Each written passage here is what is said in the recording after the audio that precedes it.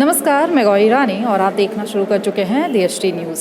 इस वक्त हमारे साथ बात करने के लिए हज़ारीबाग सांसद जयंत सिन्हा, सीधे इनसे जानते हैं आज इन्होंने किस संदर्भ में पीसी किया था। सर, इन शॉर्ट बताएं कि आज आपने किस संदर्भ में पीसी किया था। हम लोग जो झारखंड की परिस्थितियां हैं वो हम जनता के सामने लाना चाहते थे। खजाना खाली है, नगरी अंधेर है और इस अयोग्य सरकार ने अपनी नीतियों के कारण खजाना खाली करके जनता को त्रस्त छोड़ दिया है। खजाना खाली है ये बोल रहे, लेकिन जब से JMM की सरकार बनी है, गठबंधन की सरकार बनी है, लगातार आरोप लगा रहे हैं कि खजाना जो है वो इससे पहले की जो रघुवर सरकार थी वो खजाना खाली के थे। तो ये आरोप लगातार लग रहे हैं, इस पर क्या कहें? और अगर खजाना खाली है तो किसने किया?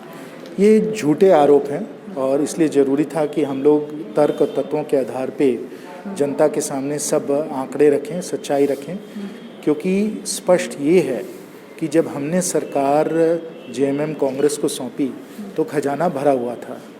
चाहे वो आप राजस्व को देखें, ऋण को देखें और केंद्र सरकार का योगदान देखें, हर नज़रिए से अगर आप देखें तो खजाना भरा हुआ था और विकास जो था बड़ी तेज़ी से बढ़ रहा था।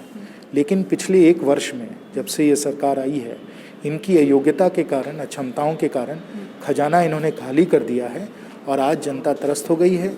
ना सड़कें बन रही हैं, ना अस्पताल बन रहा है, ना पुल बन रहे हैं। जहाँ भी निवेश करने की ज़रूरत थी बिल्कुल कोई निवेश नहीं हुआ है और राजस्व भी जो है वो भी गिरता चला जा रहा है। सर, अगर आप चूँकि अर्थशास्त्र के बहुत ज्ञानी भी है तो ये मैं जानना चाहूँगी कि भारत की जो अर्थव्यवस्था अभी बनी हुई है, क्या लग रहा है ये कब तक सुधर पाएगा? सुधर गई है।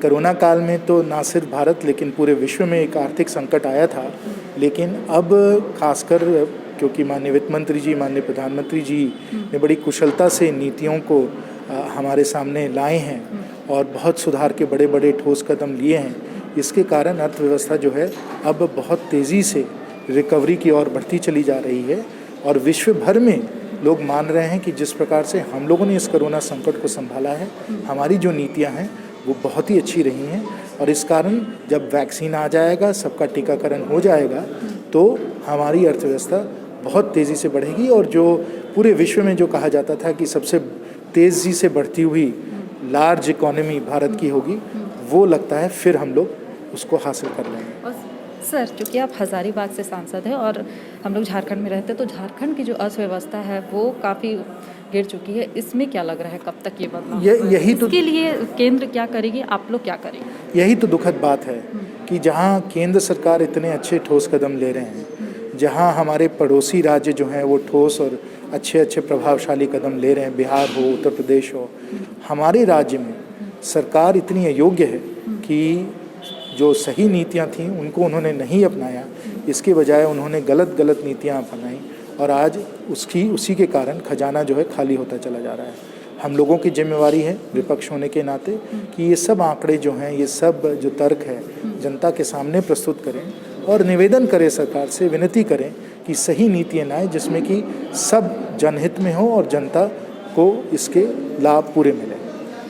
सर, मेरा आखिरी सवाल है, आप हज़ारीबाग से सांसद हैं और जो बड़कागांव विधायक है अम्बा प्रसाद लगातार आप पे आरोप लगाते आ रही हैं NTPC का जो मामला है उसको लेकर, इस पे आप क्या कहें?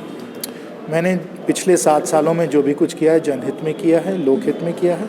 इस कारण दोनों बार रिकॉर्ड मार्जिन से भी मैं जीता हूं और हर कोई को मालूम है कि जितने हम लोगों ने विकास के लिए कार्य किए हैं हज़ारीबाग में वो अतुल्य हैं और इससे जनता को बहुत लाभ मिला है। तो ये सब निराधार आरोप लोग लगा रहे हैं। तो ये हमारे साथ बात कर रहे थे हज़ारीबाग सांसद जयंत सिन्हा, जो कि अर्थशास्त्र के बहुत बड़े ज्ञानी हैं और इनका साफ कहना है कि कोरोना काल के बाद अब भारत की अर्थव्यवस्था बहुत जल्दी रिकवर करेगी। तो फिलहाल इस खबर में इतना ही। तमाम और खबरों के साथ बने रहने के लिए देखते रहें DST न्यूज़। जब देश की सुरक्षा की बात हो तब कुछ किरदार अहम भूमिका निभाते हैं। बेजोड़ शटर्स और शटर लॉक्स, मजबूती की मिसाल कायम करने वाले स्टील पाइप्स, सर्वश्रेष्ठ गुणवत्ता से भरपूर शटर लैथ और अटूट इंटरनल लॉक्स। आइए इन्हें मिलाकर निर्माण करते हैं एक उज्जवल भारत का, क्योंकि बात भारत की मजबूत भविष्य की है।